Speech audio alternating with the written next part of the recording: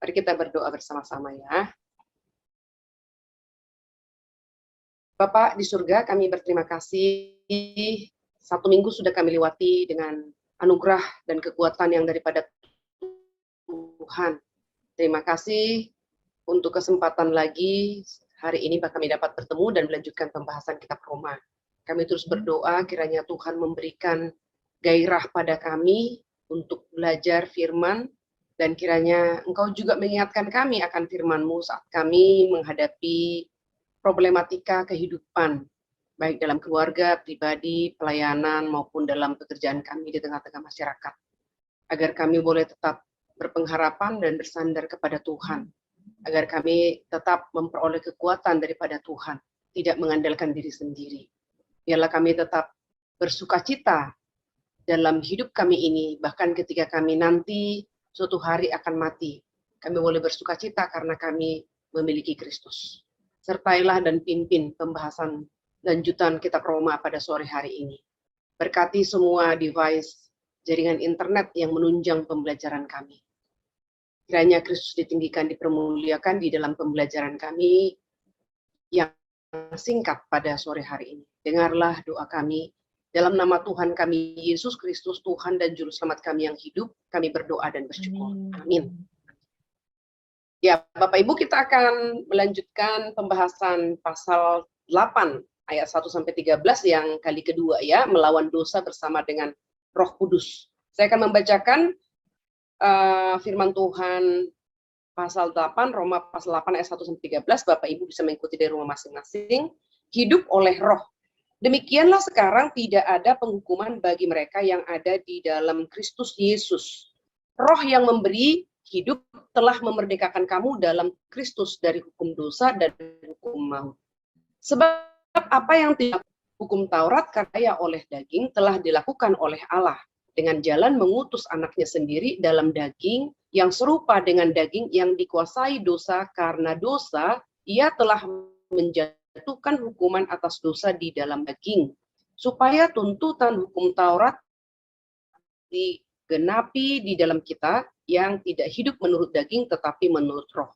Sebab mereka yang hidup menurut daging memikirkan hal-hal yang dari daging. Mereka yang hidup menurut roh memikirkan hal-hal yang dari roh.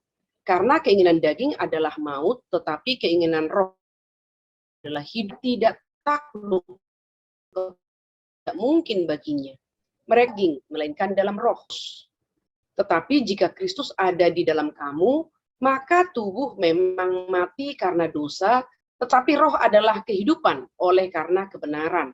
Dan jika roh Dia yang telah membangkitkan Yesus dari antara orang mati diam di dalam kamu, maka Ia yang telah membangkitkan Kristus Yesus dari antara orang mati akan menghidupkan juga tubuhmu yang fana itu oleh rohnya dan yang diam di dalam kamu.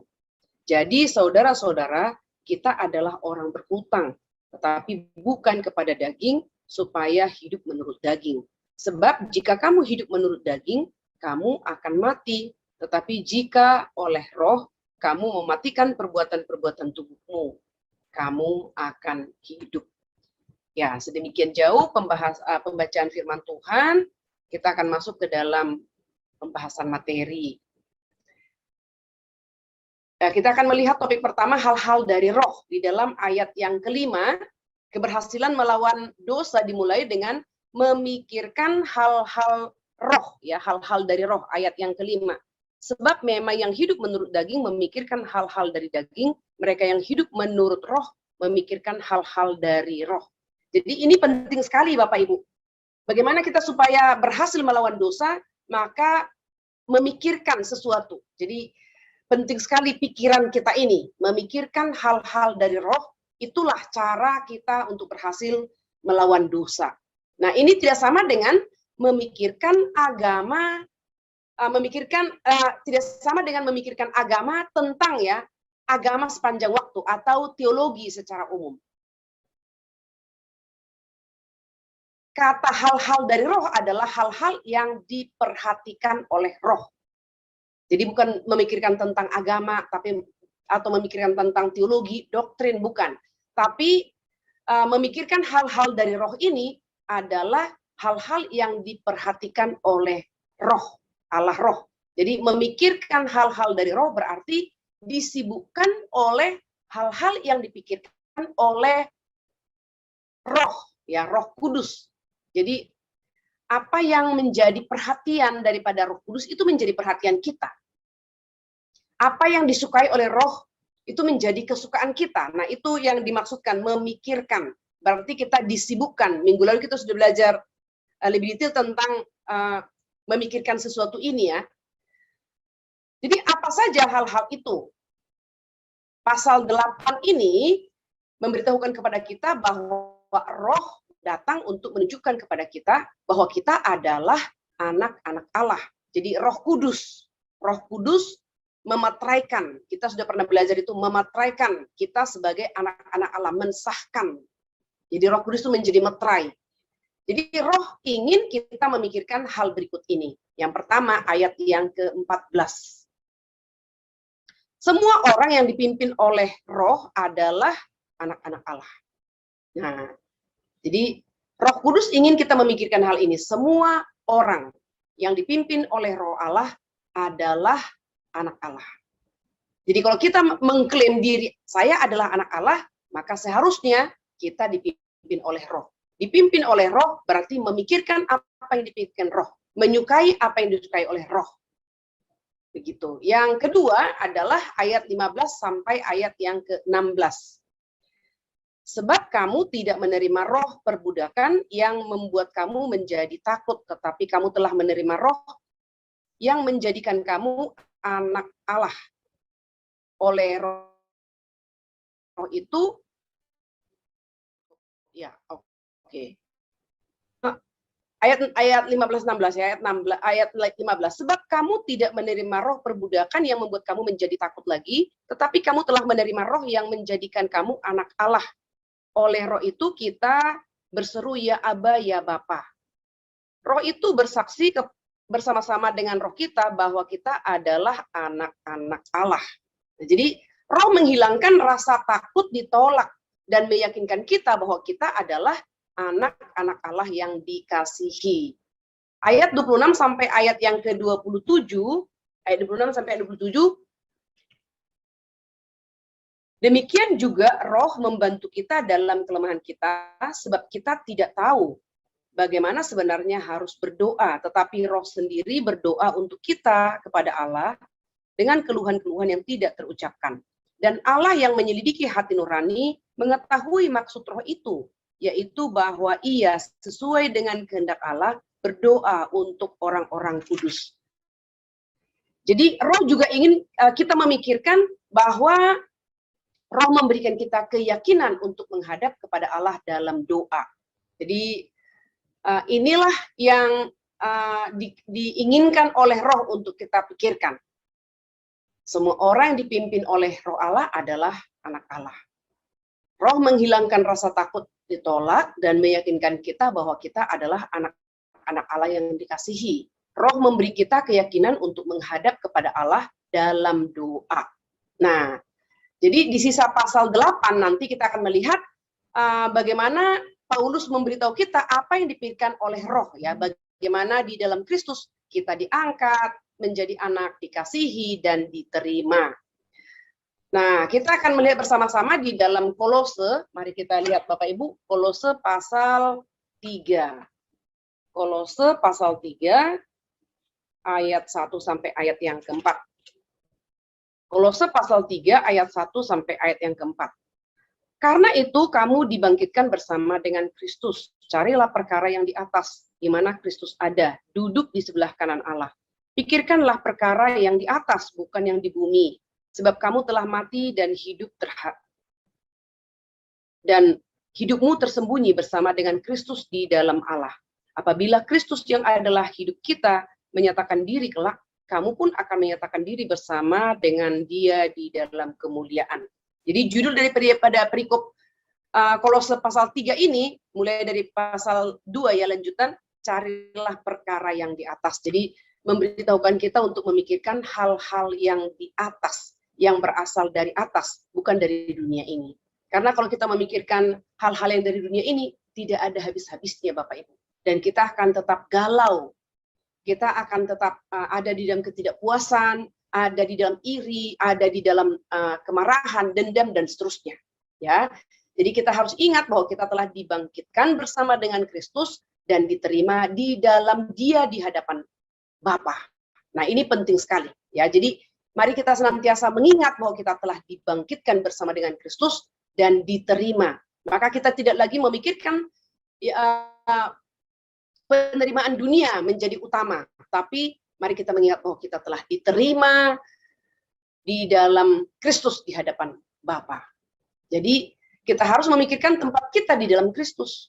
Itu menjadi sukacita. Di dalam Heidelberg Catechism ya dikatakan, apakah penghiburan kita? Penghiburan kita adalah bahwa kita telah menjadi milik Kristus baik hidup maupun mati. Jadi mulai sekarang kita sudah bisa memikirkan tentang tempat kita di dalam Kristus. Sehingga kita tidak ada masa di mana hidup kita mengalami kekosongan karena kecewa oleh apapun ya. Oleh apapun. Jadi benar tadi dalam obrolan kita yang di awal bahwa dengan kita selalu berdekat kepada firman Tuhan itu akan menguatkan kita. Firman Tuhan itu akan mengingatkan kita kembali akan status kita di hadapan Tuhan. Itu menjadi penghiburan kita ya. Heidelberg Catechism mengatakan penghiburan kita satu-satunya adalah bahwa kita adalah milik Kristus baik hidup maupun mati.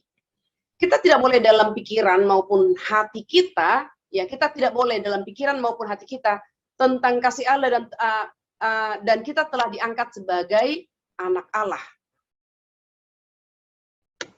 Ini oke, saya akan melihat ada yang kurang kayaknya ini ya.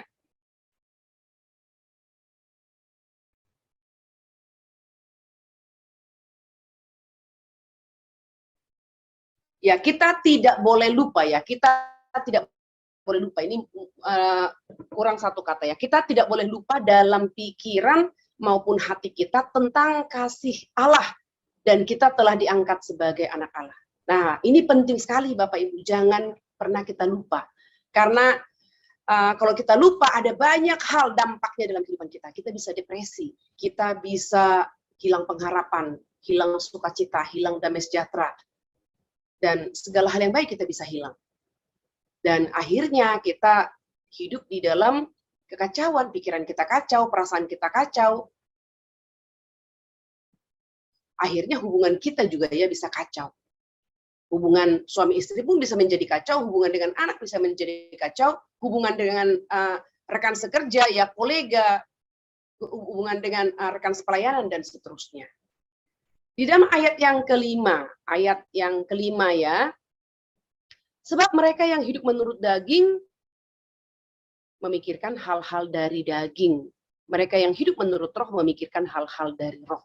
Jadi sekarang mari kita masuk kepada ayat yang kelima, memikirkan hal-hal dari roh. Artinya adalah tidak pernah lupa akan posisi kita yang istimewa ini atau fakta bahwa kita dikasihi, dan membiarkan hal ini mendominasi pikiran, sudut pandang, dan perkataan serta tindakan kita.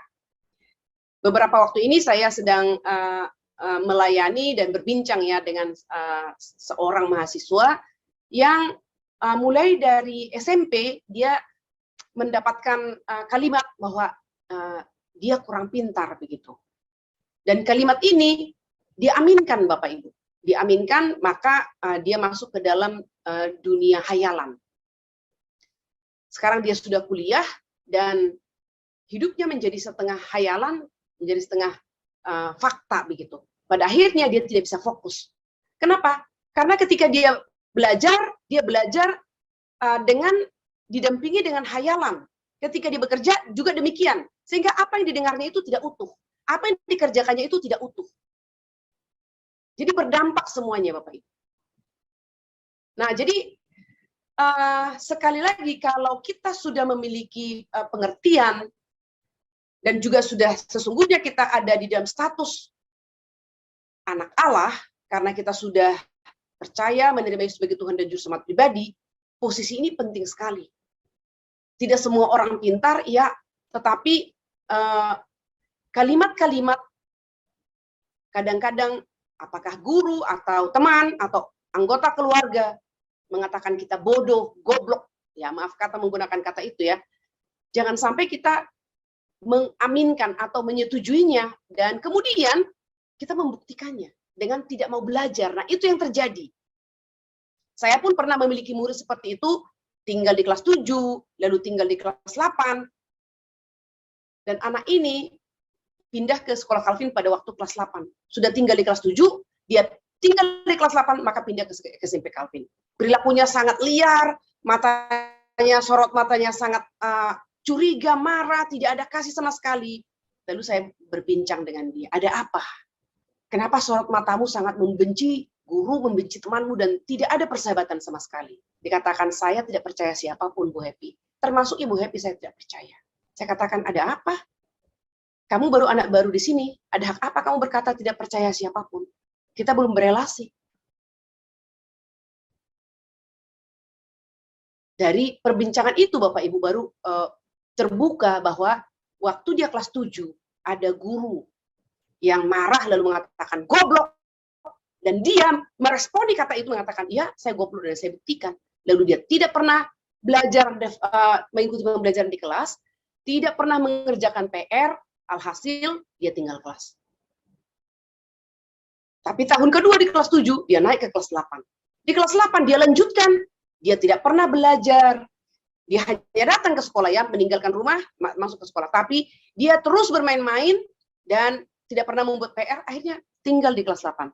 Lalu kemudian pindah ke SMP Calvin. Disitulah kami bertemu. Lalu katakan, kalau guru mengatakan kamu goblok, lalu kamu tunjukkan benar saya goblok. Lalu kamu tidak belajar. Sekarang saya katakan, kamu benar-benar goblok. Wah, dia pandang saya dengan sorot mata yang sangat marah. Saya katakan, kenapa kamu pandang saya dengan seperti itu? Apakah tidak benar kamu goblok? Karena kamu menunjukkan kamu goblok. Kalau kamu tidak goblok, seharusnya kamu tidak menunjukkan kepada si guru yang mengatakan kamu goblok dengan tidak belajar, dengan tidak mengerjakan tugas. Karena sebenarnya kamu tidak goblok. Begitu saya katakan sebenarnya kamu tidak goblok, sorot matanya mulai merendah. Lalu saya katakan, saya ini ibumu. Kalau saya marah dengan kamu, karena saya mengasihi kamu. Dan sekarang saya perintahkan kamu untuk kembali belajar dan tunjukkan bahwa kamu tidak goblok. Mulai matanya menjadi surut dan menjadi sangat baik, Bapak Ibu. Kembali logika sehatnya berjalan. Dan sekarang dia sudah bekerja dengan satu jabatan yang cukup baik ya. Dia sudah lulus SMP, lulus SMA, dan lulus dari universitas yang baik. Nah, terkadang seperti itu Bapak Ibu ya, ketika kita belum memiliki pengertian yang benar akan status kita, maka perkataan orang itu bisa mengganggu dan sangat mengganggu kita, ya. Itu adalah keinginan yang akan menguasai pemahaman kita. Jadi di sini ya, setiap orang memikirkan sesuatu ya. Jadi saya ulang lagi, di sini kita lanjutkan ke pembahasan setiap orang memikirkan sesuatu. Jadi Paulus ingin mengatakan bahwa semua orang memikirkan sesuatu. Ada yang memikirkan hal-hal dari roh, ada yang dari daging, ya kan? Di dalam ayat yang kelima. Itu adalah keinginan yang akan menguasai pemahaman kita. Suatu cara pandang dunia yang duniawi, bukannya rohani. Berpusat pada diri, bukannya pada Kristus. Itu adalah pandangan dari dunia ini, begitu ya. Kalau kita memikirkan dari dunia ini, berarti memikirkan hal-hal dari daging. Nah, apapun yang menguasai pikiran, mengendalikan kehidupan. Ya kan? Apapun yang menguasai pikiran. Di dalam ayat yang ke-6, mereka yang hidup dalam daging tidak mungkin berkenan kepada Allah. Jadi ada yang mengarah pada maut, yang lain mengarah pada hidup dan damai. Itu logika. Kalau kita memikirkan hal-hal roh, maka kita akan hidup dalam dan damai. Tetapi kalau kita memikirkan hal-hal daging, maka kita akan mengarah pada maut. Arahnya kepada maut, tapi ketika kita berjalan mengarah ke maut itu, kehidupan kita pun akan disertai dengan kekacauan, ketidaksejahteraan, ketidakpuasan, amarah, dendam, iri hati, dan seterusnya. dan ya sensitif ya, disertai dengan sensitif.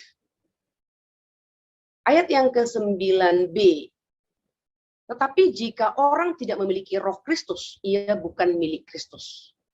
Ya, seseorang yang tidak memiliki roh Allah, sehingga dia tidak bisa disebut orang Kristen, sedang menghadapi kematian kekal akibat hukuman yang adil dari Allah.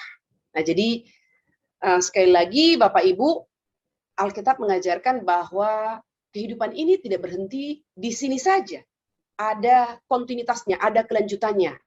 Hanya saja hidup sekarang ini menentukan akhir nanti.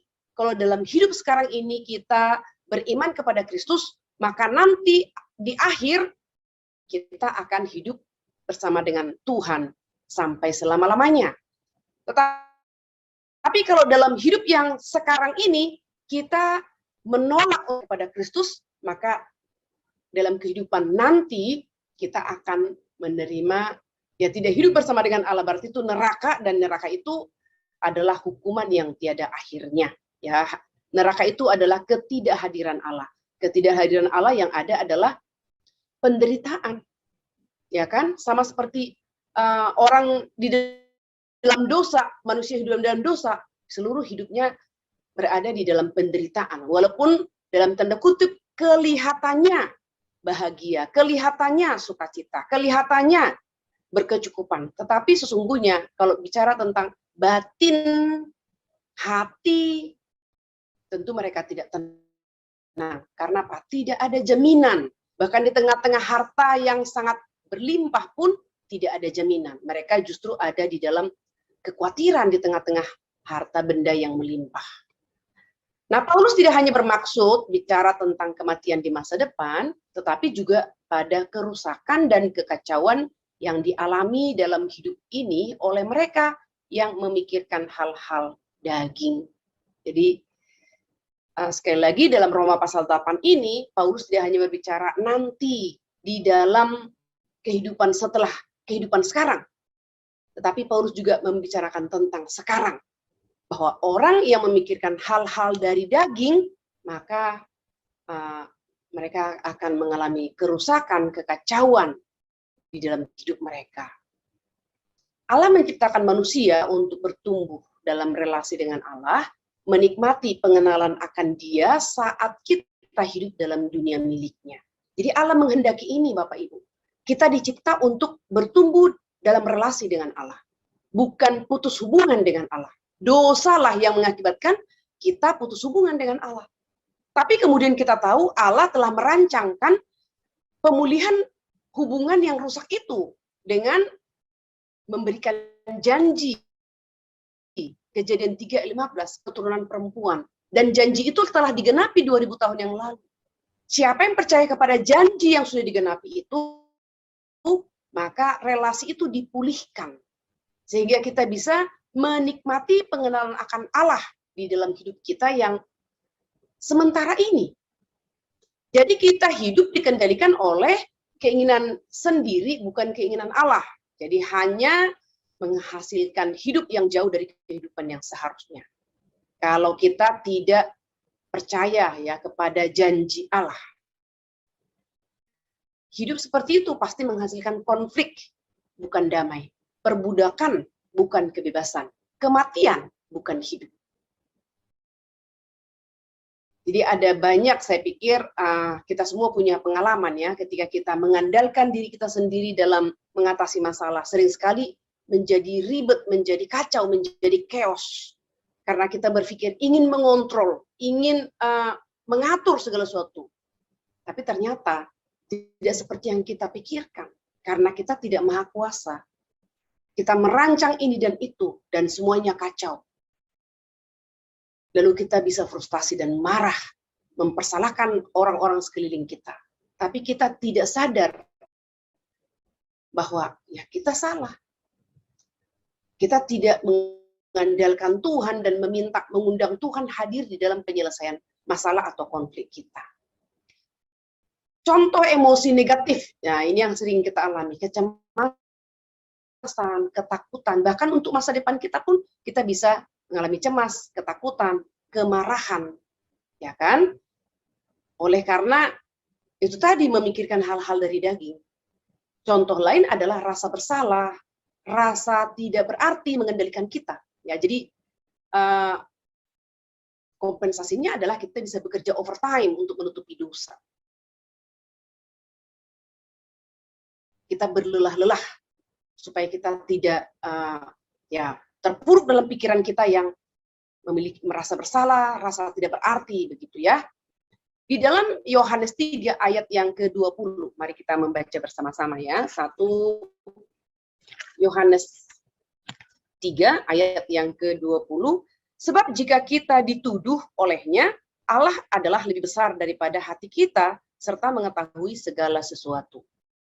Nah, jadi jika kita tidak ingat bahwa kita telah diangkat menjadi anak Allah, kita sedang melupakan hal itu ketika kita merasa tidak berarti.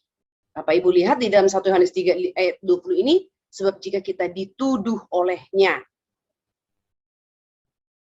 Saya baca mulai ayat 19 ya supaya dapat konteksnya. Demikianlah kita tahu bahwa kita berasal dari kebenaran, demikian pula kita boleh memenangkan hati kita di hadapan Allah. Sebab jika kita dituduh olehnya, Allah adalah lebih besar daripada hati kita. Jadi rasa bersalah tadi ya, rasa bersalah, rasa tidak berarti begitu ya. Lalu kita dituduh oleh hati kita, ayat 20 ini mengatakan Allah adalah lebih besar daripada hati kita serta mengetahui segala sesuatu. Ya. Sekarang kita melihat topik berikutnya adalah bersikap bermusuhan terhadap Allah. Di dalam ayat yang ke-7 kita kembali kepada Roma. Di dalam ayat yang ke-7 dikatakan sebab keinginan daging adalah perseteruan terhadap Allah karena ia tidak takluk kepada hukum Allah. Hal ini memang tidak mungkin baginya. Jadi ayat 7 ini kalimatnya cukup sederhana dan tajam. Sebab keinginan daging adalah perseteruan terhadap Allah. Jadi sekali lagi apa yang dikatakan Paulus, kalau kita memikirkan hal-hal dari daging, maka tidak mungkin kita berkenan di hadapan Allah. Karena apa? Keinginan daging adalah perseteruan dengan Allah.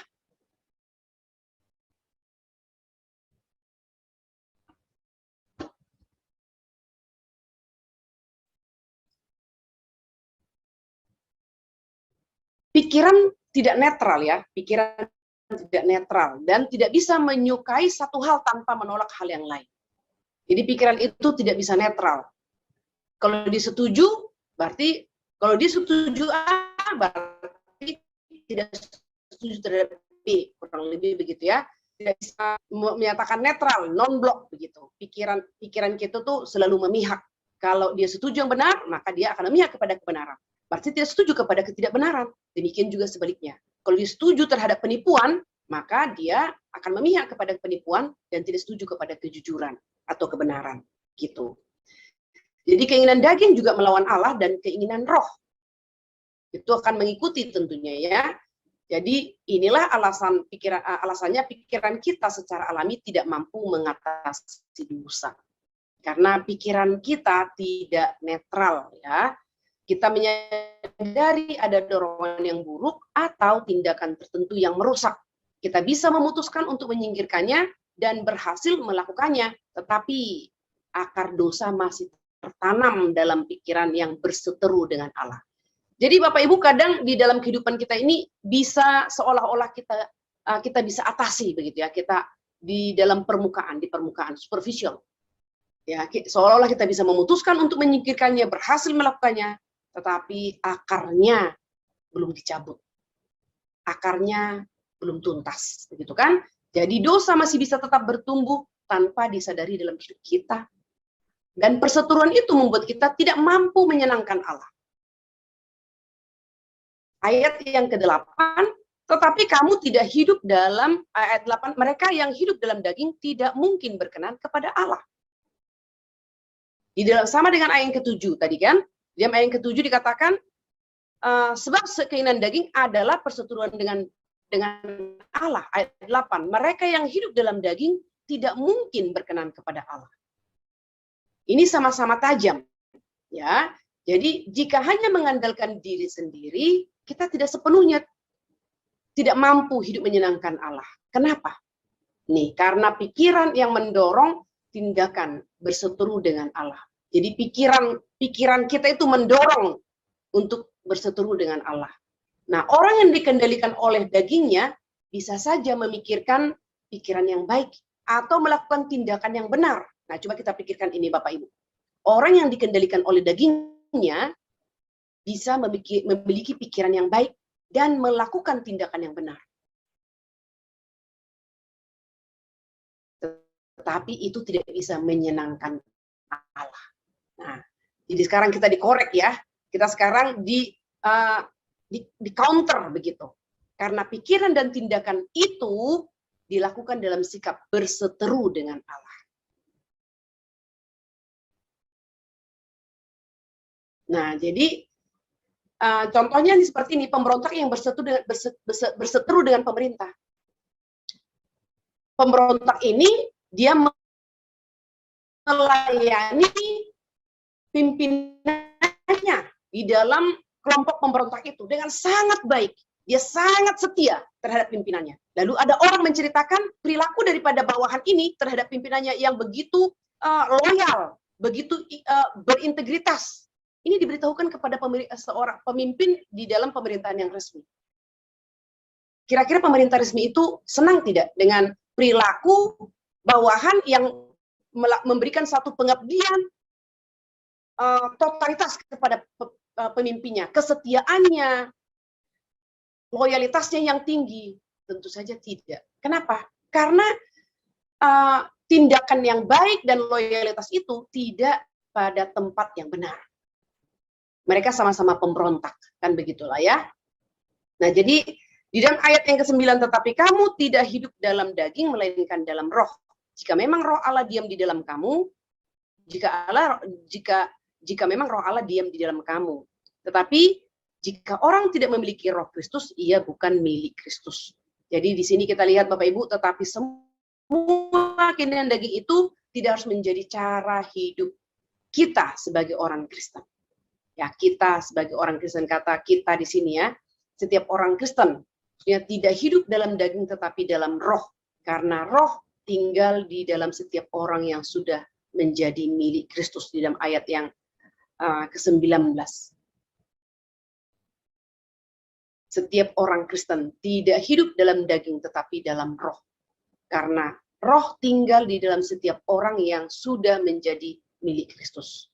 Saat kita menerima Kristus dan dibenarkan di hadapan Allah, Roh Kudus masuk dan menjadikan kita hidup secara rohani. Hidup secara rohani ini berarti kita mulai memiliki mindset yang berbeda, tujuan kita, niat perjuangan kita, ambisi kita tidak lagi untuk dunia ini, ya, tidak lagi untuk kemuliaan dunia ini ya, tetapi untuk kemuliaan Tuhan. Sekali lagi dalam hal ini, orang Kristen boleh dan memang harus berprestasi, kaya kalau memang ada kesempatan kaya. Lalu semuanya itu kita harus pakai untuk memperkembangkan, memperluaskan kerajaan Allah melalui bidang yang kita tekuni. Dan mendukung pekerjaan Tuhan tentunya untuk meluaskan kerajaan Allah. Jadi orang Kristen memiliki tubuh yang bisa mati, ayat 10, dan juga menikmati roh yang hidup, ayat 10. Tetapi jika Kristus ada di dalam kamu, maka tubuh memang mati karena dosa, tetapi roh adalah kehidupan oleh karena kebenaran. Jadi orang Kristen memiliki tubuh yang bisa mati. Karena memang akibat natur sebagai manusia berdosa ya. Jadi semua orang percaya memiliki tubuh dengan natur berdosa ini akan mati, tetapi juga menikmati roh yang hidup karena di dalam Kristus ya, menikmati roh yang hidup. Lalu berikutnya kita melihat bersikap bermusuhan terhadap Allah ini. Paulus berkata roh atau pikiran kita tidak boleh mengikuti keinginan daging yang sekarang, tetapi suatu hari nanti keinginan daging kita akan mengikuti roh kita. Ya, jadi roh dan pikiran kita ini jangan mengikuti keinginan daging yang sekarang. Itu keinginan daging yang adalah natur berdosa ini maksudnya ya. orang Yunani mempunyai satu filosofi tentang tubuh dan roh ya toh. Mereka mengatakan tubuh ini, materi adalah jahat, maka harus ditolak dan berharap suatu hari nanti ditinggalkan, dan roh itu baik dan harus diterima. Ini adalah satu konsep yang tidak sesuai dengan iman Kristen. Jadi orang Yunani mengatakan dalam tubuh kita ini ada roh yang baik. Maka roh itu seperti terbelenggu. Selama kita hidup, roh kita terbelenggu dalam tubuh yang jahat. Maka waktu kita mati, tubuh ini mati, disitulah roh kita terbebas, ya. Roh kita terbebas dari belenggu fisik yang jahat ini. Tapi iman Kristen tidak mengajarkan hal itu, Bapak Ibu. Ayat 11, dan jika roh Dia yang telah membangkitkan Yesus dari antara orang mati diam di dalam kamu, maka Ia yang telah membangkitkan Kristus Yesus dari antara orang mati akan membangkitkan juga tubuhmu yang fana itu oleh rohnya yang diam di dalam kamu. Jadi membandingkan apa yang menjadi pemahaman orang Yunani tadi, Kristus yang telah membangkitkan, Allah yang telah membangkitkan Kristus dari antara orang mati akan menghidupkan juga tubuhmu yang fana oleh rohnya yang diam di dalam kamu. Jadi tubuh kita ini berharga, Bapak Ibu. Ini tubuh kita ini tidak jahat. Lalu roh kita baik, tidak. Ketika bicara tentang kejatuhan, maka tubuh dan dikatakan kejatuhan itu adalah utuh. Maka penyelamatan itu juga utuh. Yesus mati untuk seluruh tubuh kita. Seluruh keberadaan kita. Dan bukti daripada tubuh kita ini juga berharga adalah Yesus akan datang kembali dan membangkitkan tubuh kita yang sudah kembali ke tanah. Menyatukan kembali dengan roh kita yang sudah bersama-sama dengan Dia. Jadi sekali lagi pemikiran daripada orang Yunani tadi itu tidak sesuai dengan iman Kristen yang memandang, ya, iman Kristen memandang tubuh kita ini adalah utuh, ya, kita tidak membagi-bagi dan apalagi memikirkan tentang tubuh jahat, roh baik. Maka pada waktu kematian roh kita terbebas daripada tubuh yang memenjarakan dia selama ini. Nah, tidak seperti itu. Kita sudah belajar bersama-sama Allah menciptakan tubuh kita dan memberikan ruah, roh, sehingga kita menjadi makhluk yang hidup. Suatu hari nanti tubuh kita juga akan diperbaharui dan dibuat hidup secara kekal oleh roh. Di sini tidak ada dualisme, ya. Tubuh yang jahat dan roh baik, keduanya akan disempurnakan. Jadi iman Kristen itu tidak dualis, ya, tetapi melihat manusia itu secara utuh. Sekarang di dalam kita masih ada sisa dosa, ya kan, yang berseteru dan bermusuhan dengan kehidupan rohani kita yang sedang bertumbuh. Itu sebabnya kita masih ada jatuh bangun dalam dosa, tetapi kita tidak lagi menikmatinya, melainkan berduka. Kalau kita jatuh kembali dalam dosa yang kita sadari, saya percaya kita berduka. Nah, ketika kita berduka, maka kita akan meminta kekuatan kepada Tuhan. Pertama, tentunya kita mengakui dan minta pengampunan, dan minta kekuatan agar kita tidak lagi jatuh, tidak membiarkan dosa itu berkuasa atas kita. Sekarang kita menantikan tubuh kita yang akan dihidupkan. Ya, kita harus mematikan perbuatan-perbuatan tubuh dosa ini, ya, mematikan perbuatan-perbuatan daging. Ayat yang ke-6,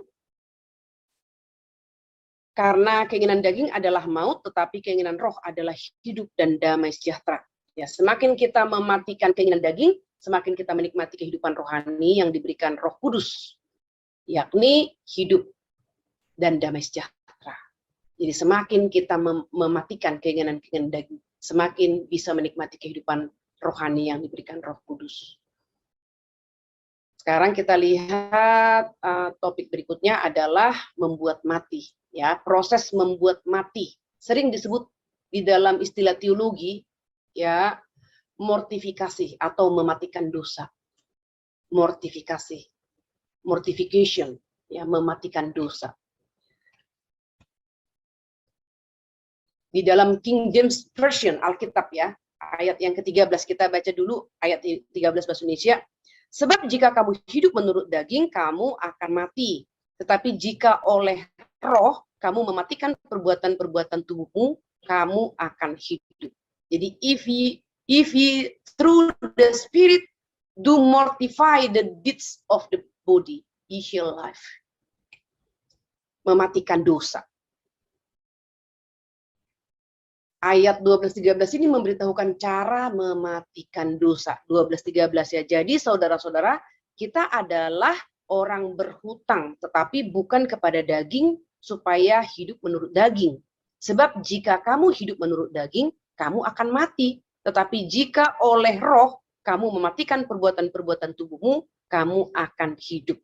Mematikan perbuatan-perbuatan tubuhmu, atau ya perbuatan mematikan dosa lah istilahnya ya, yang sering digunakan oleh Paulus. Yang pertama, cara mematikannya, cara mematikan dosa berarti penolakan penuh dan keras ya, penolakan penuh dan keras terhadap praktek dosa. Kata yang dipakai mematikan dalam bahasa Yunani adalah thanatoite, sifatnya keras dan menyeluruh, tidak setengah-setengah.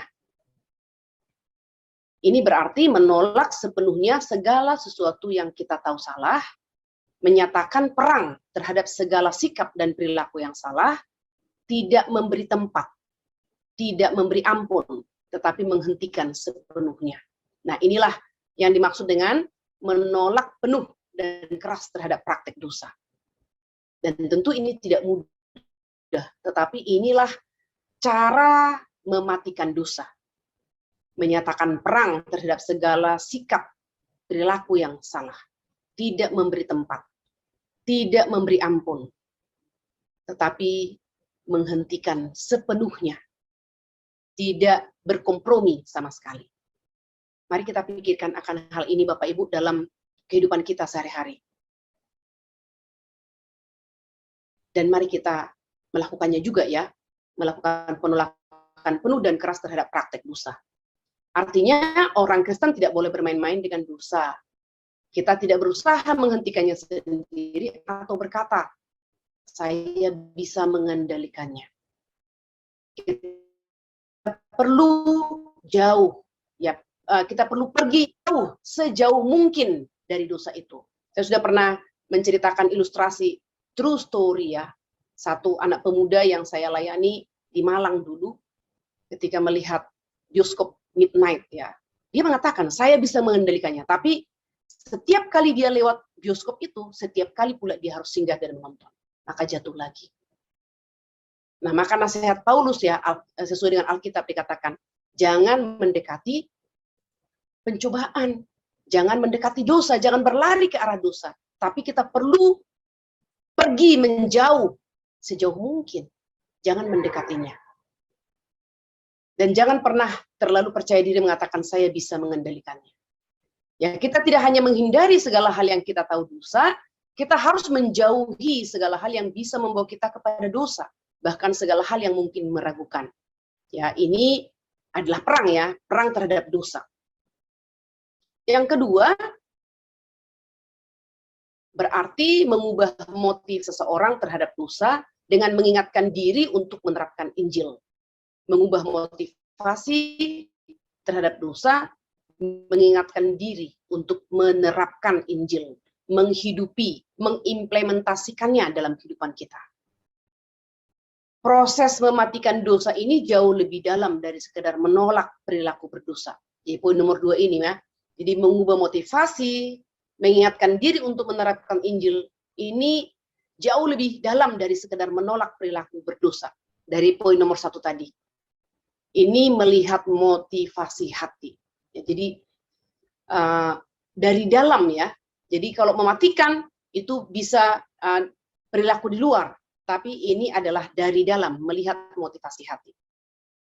Di dalam ayat yang ke-12, jadi saudara-saudara, kita adalah orang berhutang, tetapi bukan kepada daging supaya hidup menurut daging. Ini pernyataan yang sangat penting dalam ayat 12 ini, jadi, dimulai dengan kata jadi. Merujuk pada pernyataan sebelumnya, pernyataan di atasnya ya, yaitu bahwa kita telah ditebus oleh kebenaran Kristus dan suatu hari akan diselamatkan sepenuhnya dari semua kejahatan dan penderitaan dalam kebangkitan tubuh. Jadi setelah pernyataan di atas, maka ayat 12 ini jadi saudara-saudara, kita adalah orang berhutang. Setelah kita diselamatkan, kita adalah orang berhutang, tetapi bukan kepada daging, melainkan supaya kita menurut daging, Sebab jika kamu hidup dan seterusnya. Jadi kita itu berhutang setelah kita diselamatkan, bukan berhutang kepada daging, tapi kita udah belajar juga ya, berhutang keadilan, berhutang menjadi berhutang Injil kepada orang yang belum mendapatkan kesempatan mendengarkan Injil. Berhutang keadilan kepada Allah yang menciptakan kita di dalam kebenaran keadilan. Nah, Paulus melanjutkan, jadi ya kita adalah orang berhutang. Jadi kita ini berhutang bukan kepada daging, kita berhutang kasih dan rasa syukur untuk melayani dan mengenal Allah. Dosa hanya bisa dihilangkan dengan memotong akarnya jika kita terus-menerus mengingat kasih Kristus bagi kita. Dosa hanya bisa bertumbuh dalam rasa mengasihani diri dan perasaan berhutang dalam tanda kutip. Ya, jadi kalau kita ada mengerti dan memiliki pengertian yang salah tentang perasaan berhutang ini dengan mengasihani diri, maka kita akan sering sekali menyatakan kalimat di bawah ini, saya tidak mendapatkan bagian yang adil misalnya. Kita mulai berhitung. Apapun mulai kita hitung, perhitungan namanya ya. Kebutuhan saya tidak terpenuhi. Allah berhutang kepada saya. Pada akhirnya akan begitu. Ya, orang berhutang kepada saya berhutang pada diri saya sendiri. Jadi seolah-olah diri ini sangat berjasa sekali. Bahkan ya sering sekali kita tidak sadar ya, me time. Kenapa? Saya sudah melakukan banyak hal kepada suami, kepada anak, perlu me time. Saya berhutang pada diri saya sendiri. Nah, ini baru kita mengerti sekarang ya Bapak Ibu. Ternyata me time. Kalau spirit berhutang, lalu kita mengatakan, saya butuh me time, maka itu adalah satu pernyataan yang salah. Seolah-olah kita tidak dengan kasih yang murni ya melayani anggota keluarga kita, suami dan anak-anak kita. Atau bekerja dalam perusahaan di mana kita bekerja, melayani di gereja atau di institusi kekristenan di mana kita melayani. Maka kita merasa saya butuh me time.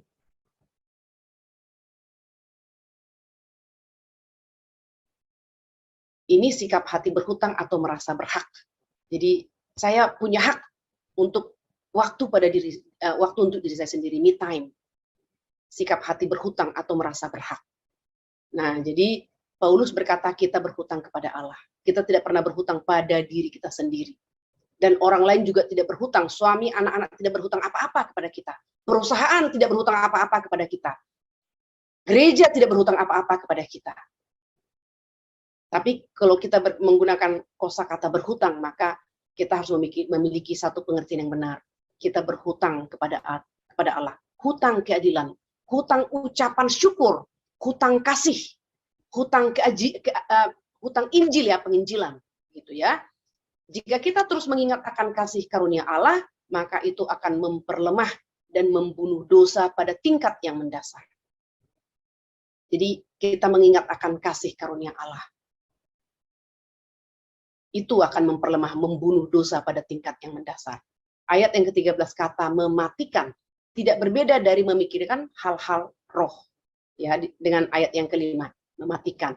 Jadi mematikan dosa membuat kuasa dosa atas kita hilang dengan berfokus pada penebusan Kristus, sehingga hati kita menjadi lembut dengan ucapan syukur dan kasih. Ini membuat kita membenci dosa, sehingga dosa kehilangan kekuatannya yang menarik kita. Singkatnya, atau dengan kata lain, kita membunuh dosa dalam roh ketika kita berbalik dari segala praktek berdosa dengan tegas dan mengalihkan hati kita dari segala keinginan berdosa karena ada perasaan berhutang kasih dan anugerah melalui memikirkan hal-hal dari roh. Artinya, jika kita serius mau mematikan perbuatan dosa, dengan dorongan ayat 6 dan ayat 13 ya, ayat 6, karena keinginan daging adalah maut, tetapi keinginan roh adalah hidup di dalam damai sejahtera. Ayat 13, sebab jika kamu hidup menurut daging, kamu akan mati, tetapi jika oleh roh kamu mematikan perbuatan-perbuatan tubuhmu, kamu akan hidup. Jadi kita perlu terus-menerus mengingatkan diri kita akan kasih karunia, terutama ketika sedang dicobai. Ayat yang kelima, ingat, hidup kita adalah ekspresi dari pikiran kita. Apa yang kita pikirkan, maka itulah yang kita ekspresikan, yang kita tunjukkan. Banyak orang Kristen berusaha mengendalikan diri mereka dengan mengingatkan diri mereka akan Taurat, ya, akan firman Tuhan. Jadi kita berkata pada diri kita sendiri seperti ini, jika saya melakukan itu, Allah akan menghukum saya, atau ini berlawanan dengan prinsip iman Kristen saya, atau ini akan melukai orang-orang di sekitar saya, atau saya akan dipermalukan, atau itu akan melukai harga diri saya, atau saya akan membenci diri saya di pagi hari. Ini kalimat-kalimat yang tidak asing ya Bapak Ibu. Jadi mengingatkan diri kita akan kasih karunia. Jika kalimat-kalimat ini yang menjadi kalimat kita, saya pikir sih ada sesuatu yang kurang tepat ya. Jadi kita lihat sebagian atau semua hal ini bisa saja benar, tetapi Paulus mengatakan kepada kita kalau semua itu tidak cukup. Ya, semua itu tidak mematikan dosa. Ketika kita berkata ya,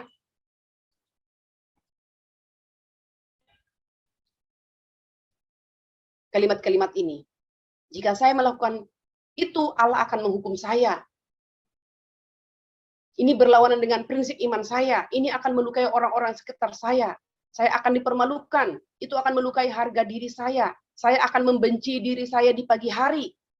Nah, Paulus mengatakan, semua itu tidak mematikan dosa. Ini sama dengan membawa cobaan yang kita alami pada Taurat, dan menggunakan rasa takut untuk menghalangi kita berbuat dosa. Jadi rasa takut itu, rasa takut dihukum Tuhan, rasa takut dilukai, rasa takut dipermalukan, rasa takut, rasa apapun alasannya, tapi rasa takut untuk menghalangi kita berbuat dosa. Nah, tetapi kita harus menggunakan pikiran Injil pada diri kita, bukan rasa takut. Bapak Ibu bisa ikuti ya. Jadi kita tidak berbuat dosa bukan karena rasa takut, takut ketahuan, takut melukai orang lain, takut melukai pasangan, takut melukai keluarga, takut dipecat dan seterusnya, bukan. Tapi sekarang dibalik oleh Paulus. Kita harus menggunakan pikiran Injil pada diri kita. Lihat apa yang telah Allah perbuat bagi saya. Apakah cara saya membalas? Apakah ini cara saya membalas Tuhan? Atau membalas kasih karunia Tuhan, gitu ya. Jadi kita perlu membawa segala cobaan yang kita alami pada Injil dan menemukan kasih Allah bagi kita dalam mengutus anaknya di atas kayu salib dan Roh Kudus ke dalam hati kita, menunjukkan keburukan dosa, mendorong kita untuk mengasihi juru selamat kita dan menghilangkan keinginan kita untuk hidup menurut Roh. John Owen ya, pendeta Puritan, cara mengingatkan dirinya akan Injil. Dia katakan, saya akan membacakan untuk kita ya, si John Owen ini terakhir, sebelum kita masuk mengakhiri bagian kedua daripada pasal 9 ayat 1 sampai ayat 13 ini. John Owen mengatakan seperti ini, apa yang telah saya lakukan? Kasih, belas kasih, darah dan kasih karunia seperti apa yang telah saya hina dan injak-injak? Apakah ini balasan yang saya berikan kepada Bapa atas kasih-Nya, kepada Anak atas darahnya, kepada Roh Kudus atas kasih karunia-Nya? Apakah saya sudah membalas Tuhanku? Apakah saya telah menodai hati yang telah Kristus basuh dengan darahnya? Apa yang bisa saya katakan kepada Tuhan Yesus? Apakah saya menganggap remeh persekutuan dengan Dia? Apakah saya berani mengecewakan tujuan utama dari kematian Kristus? Nah, kita kan sudah belajar ya, tujuan utama kematian Kristus adalah supaya kita hidup di dalam kesucian kebenaran, di dalam menjadi umat Tuhan yang tidak bercacat dan cemerlang. Begitu. Inilah cara pendeta John Owen mengingatkan dirinya akan Injil. Jadi sekali lagi dalam kehidupan kita ini untuk tidak melakukan dosa bukan berpusat pada diri. Supaya saya tidak malu, supaya orang-orang yang saya kasih tidak terluka dan seterusnya. Tapi dibalikkan, kita harus melihat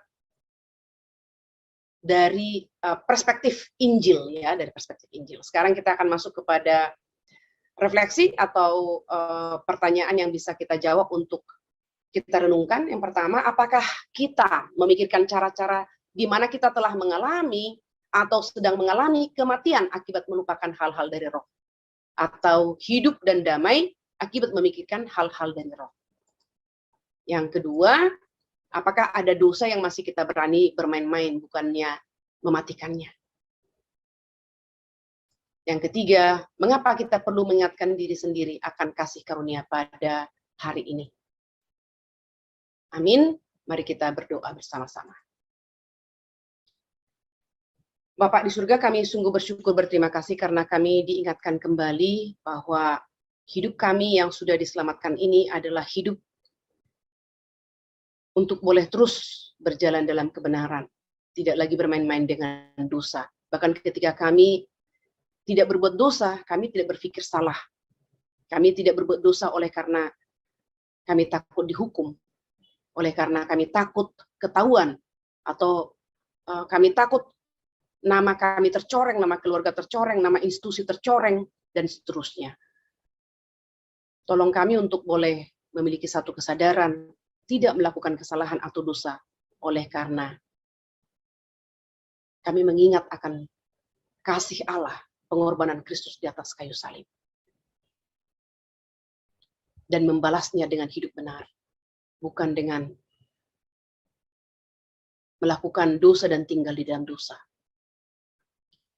Materaikanlah kebenaran ini di hati kami Tuhan, dan ingatkan kami senantiasa, supaya kami berpikir benar dan bertindak dengan benar.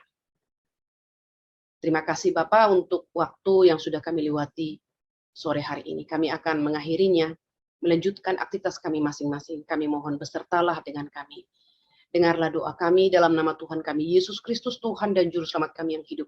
Kami berdoa dan bersyukur. Amin.